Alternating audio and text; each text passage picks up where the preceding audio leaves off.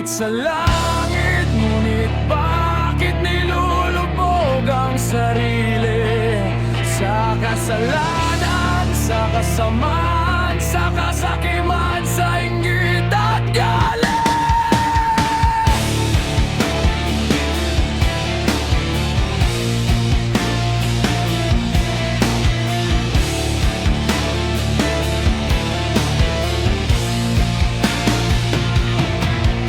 Kasabay nito,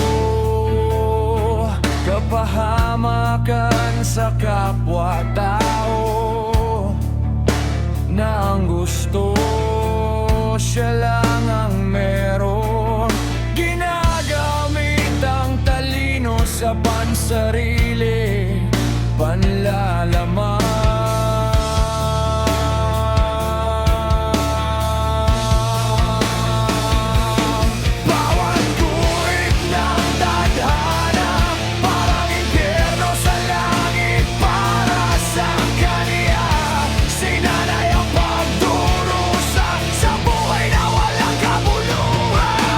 Sa langit, ngunit bakit nilulubog ang sarili?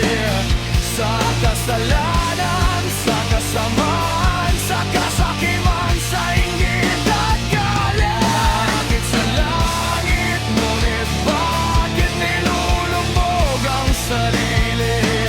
Sa kasalanan, sa kasamaan, sa kasakiman, sa inggit at galit.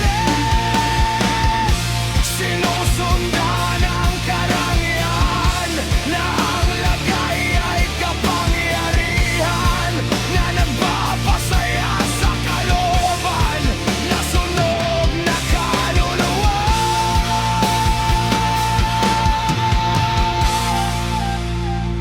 Naakit sa langit, ngunit bakit nilulubog ang sarili?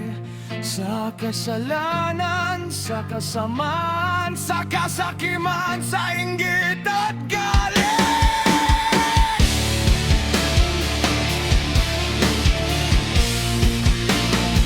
Naakit sa langit, ngunit bakit nilulubog ang sarili? Sa kasalanan, sa kasamaan, sa kasakiman, sa inggit at galit. Kapag wala ka na, at ang pagkakasala pinipiro mo na lang, sa makamundong bagay na meron ka. Pagpuri sa kasakiman, bilag at kapangyarihan.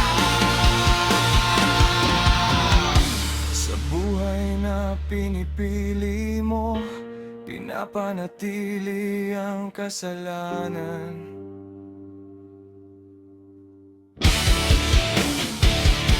Anong ititira kapag wala ka na?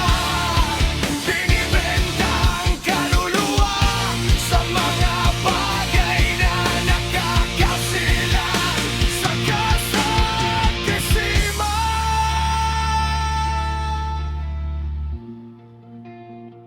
Naakit sa langit, ngunit bakit nilulubog ang sarili? Sa kasalanan, sa kasamaan, sa kasakiman, sa inggit at galit. Naakit sa langit, ngunit bakit nilulubog ang sarili? Sa kasalanan, sa kasamaan, sa kasakiman, sa inggit at galit. At nadadaya ang damdamin